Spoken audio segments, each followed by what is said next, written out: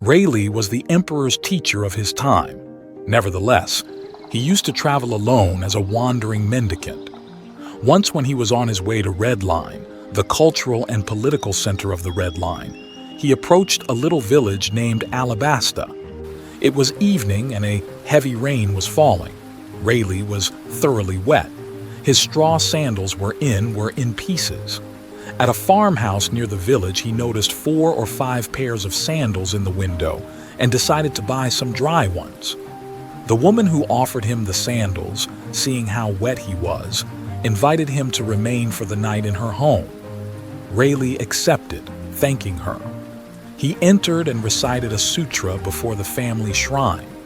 He then was introduced to the woman's mother and to her children. Observing that the entire family was depressed, Rayleigh asked what was wrong. "My husband is a gambler and a drunkard," the housewife told him. "When he happens to win, he drinks and becomes abusive. When he loses, he borrows money from others. Sometimes when he becomes thoroughly drunk, he does not come home at all. What can I do?" "I will help him," said Rayleigh. "Here is some money. Get me a gallon of fine wine and something good to eat. Then you may retire.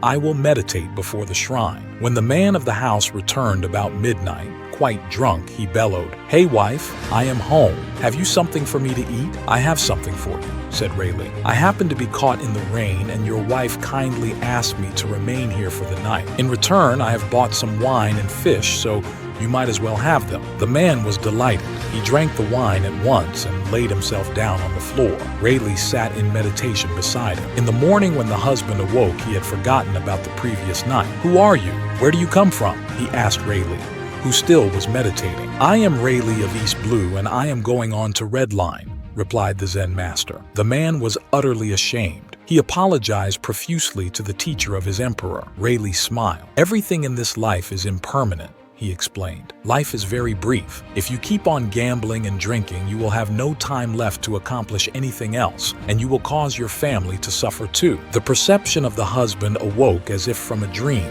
"You are right," he declared. "How can I ever repay you for this wonderful teaching?" As Rayleigh bid farewell to the man who had vowed to follow him for the rest of his life, the former gambler's eyes gleamed with determination. "Master, I may not have much to offer, but I have a newfound purpose. I shall dedicate myself to helping others break free from the chains of addiction and despair, just as you have helped me." Rayleigh nodded, deeply moved by the man's sincerity. "A noble endeavor, my friend.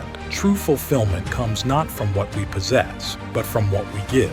With those words echoing in his heart, the former gambler returned to his village, where he embarked on a mission to establish a refuge for those struggling with addiction. Through his tireless efforts and unwavering compassion, he transformed the lives of countless individuals, offering them hope and a chance for redemption. And so, the legacy of Rayleigh and his unexpected disciple continued to inspire generations, reminding all who encountered their story that even in the darkest of times, there is always a glimmer of light waiting to guide us home.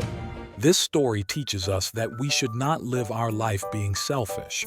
The true way to come out of addiction, laziness, and depression is by living your life for others that you love, and that what makes your life meaningful. Please subscribe for more content like this. May God bless you all.